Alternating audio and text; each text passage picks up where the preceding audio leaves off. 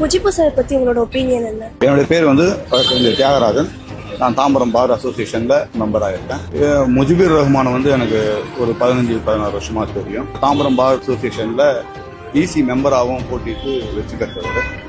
பழகுவதற்கு ரொம்ப இனிமையான மனுஷர். அதே சமயத்துல ஒரு பொது நோக்கம் கொண்ட ஒரு நல்ல சிறந்த மனிதரா நான் பார்க்கிறேன். வெட்டி வாய்ப்பு பத்தி அவரை பத்தி தாம்பரம் பார் அசோசியேஷனை பொறுத்த வரைக்கும் எங்களுடைய பாருக்கு சொந்தமான ஒரு மனுஷர் அப்படிங்கிறதுனால எங்களுடைய வாக்குகள் பெருவாரியாக அவருக்கு இருக்கும்.